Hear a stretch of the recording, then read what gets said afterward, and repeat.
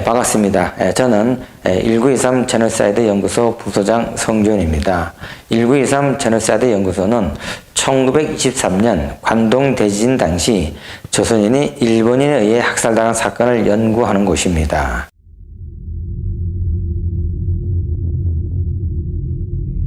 자, 국가는 어떻게 관동 대지진, 조선인 학살에 가담했는가 하는 점입니다. 관동 대지진으로 도쿄라는 도시의 기능은 사실상 완전히 마비가 되었다고 볼 수가 있습니다. 그래서 먹을 물과 식량이 부족하게 되었습니다. 근데 지진으로 인해 가지고 부두는 파괴가 되고 도로는 끊겨서 부족한 물과 식량 등의 지원도 원활하지 않았다 볼 수가 있습니다. 여기에다가 지진으로 가족과 재산을 잃은 일본 사람들은 상당히 예민해져 있는 상태라 볼 수가 있습니다.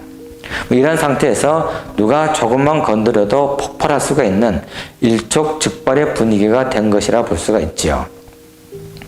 일반적으로 재난이 발생하면은 정부는 비상사태에 돌입해서 불길을 잡고 질서를 회복하고 구호활동을 벌이는 게 수순이라 볼 수가 있습니다. 그러나 당시 일본 정부는 그럴 만한 능력을 갖추지 못하고 있었습니다.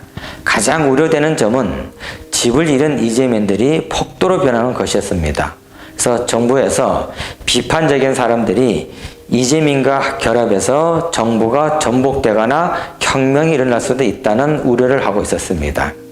자, 이러한 상황을 타개한 묘책이 과연 뭐가 있을까? 정부에서 이제 고민을 했었는데 이 고민을 하던 중에 유언비어와 계엄령 두 가지 안이 나왔었습니다. 그래서 유언비어를 퍼뜨리고 이를 빌미로 계엄령을 선포하자는 것이었죠. 그래서 조선인에 대한 유언비어는 정부에 대한 불만을 가지고 있는 일본인들이 조선인을 향해서 분노로 돌변할 수 있도록 하게 되는 가장 중요한 요인이었다 볼 수가 있습니다. 그래서 유언비어 작전은 매우 성공적으로 진행되었고 이로 인해서 수많은 조선인들이 학살되었던 것입니다. 자, 이런 점에서 볼 때 관동 대지진 당시 조선인 학살은 일본 정부로부터 비롯되었다고 할 수가 있습니다.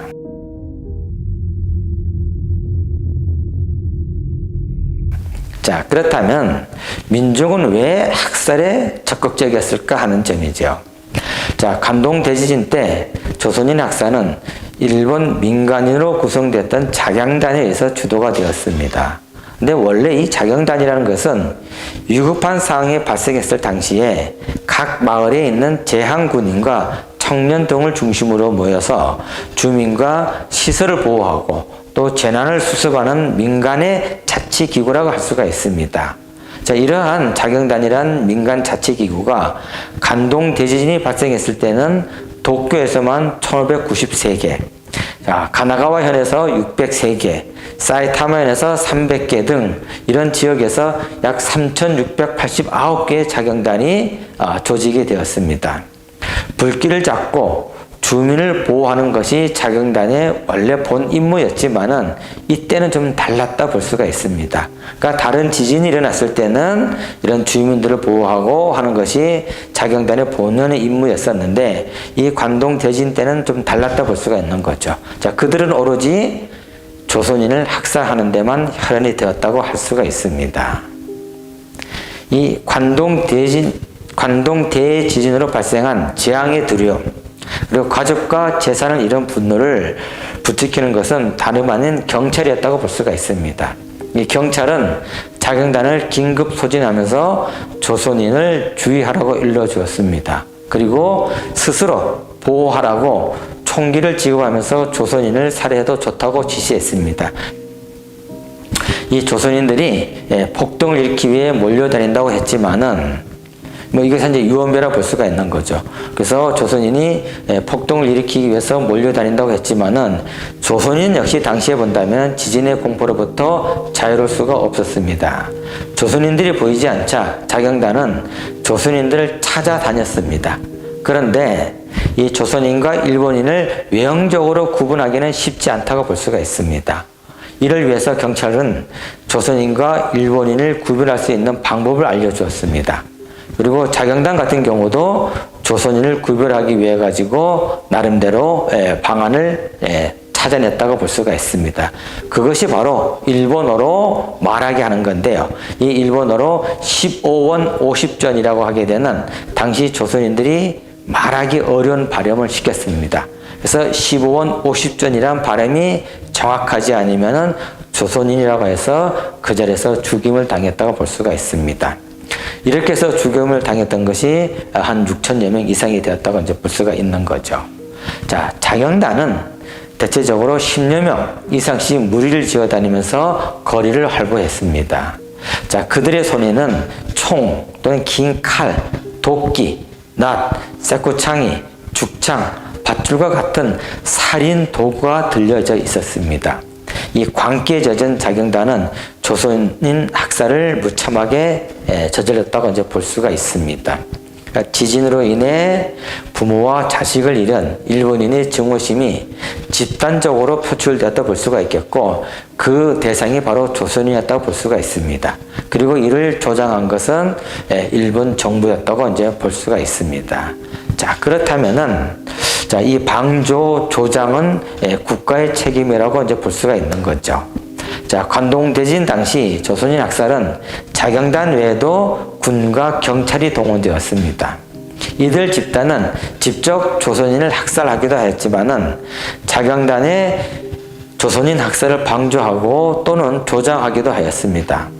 군대 스스로가 밝힌 조선인 학살의 이유를 본다면은 대부분은 믿기 어려운 것들이었습니다. 그 이유가 뭐냐 했었냐면 조선인들이 폭탄을 던졌기 때문에, 또는 교량을 파괴하는 것을 저지하기 위해, 또 단도를 휘둘러서 스스로를 보호하기 위해, 호송 중에 도망해서, 이러한 등등의 이유를 통해 가지고 대다수가 범죄 행위를 했기 때문에 살해했다고 하고 있습니다. 이런 것들이 당시 군에 파견됐던 기록에 의해서 남겨진 것이라 볼 수가 있습니다. 이를 본다면은 군인들은 당시 조선인을 범법자라는 인식을 가지고 있었다 볼 수가 있겠고, 이를 통해서 조선인을 학살했다 볼 수가 있겠는데, 이는 바로 이제 민족적 차별이라고 할 수가 있습니다. 자, 군 이외에도 사실 이제 경찰서 안에서도 본다면은 조선인 학살들이 자행되었다고 하고 있습니다. 각 경찰서에는 일본인 자경단으로부터 보호받기 위해서 상당히 많은 조선인들이 있었습니다. 이 자경단은 경찰서를 포위하고 조선인을 내놓으라고 함성을 질렀습니다. 겁을 먹은 경찰서장과 순사들은 도망쳐 버렸고요. 그리고 유치장에서 끌려나온 조선인들은 경찰서 앞마당에서 자경단에서 무참하게 학살당했습니다. 뿐만 아니라 경찰은 보호 중인 조선인을 내어주기도 했습니다. 이들 조선인 역시 죽음을 피할 수가 없었습니다. 그러니까 보호받기 위해 경찰서에 찾은 조선인들이 경찰의 직무 위기 또는 방조로 인해 가지고 오히려 죽음을 맞았다고 볼 수가 있는 것입니다. 일본 정부에서 시작된 유언비어는 계엄령으로 이어졌고, 경찰은 자경단을 소집하고 자경단은 조선인 학살을 주도하였습니다. 그리고 군과 경찰 역시 조선인을 학살하거나 방조 또는 조장했다고 하고 있습니다. 이로 인한 조선인 학살은 날로 그 수가 늘어갔습니다.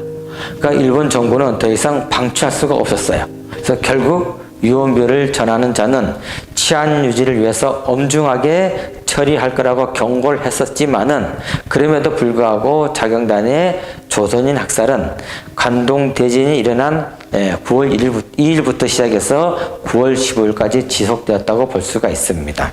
이러한 점에서 본다면은 관동대지진 조선인 학살은 일본 국가의 책임이라고 할 수가 있습니다. 이런 점에서 우리가 국가가 어떻게 지진을 통해 가지고 학살에 이어져 갔는지를 갖다가 확인해 볼 수가 있었습니다.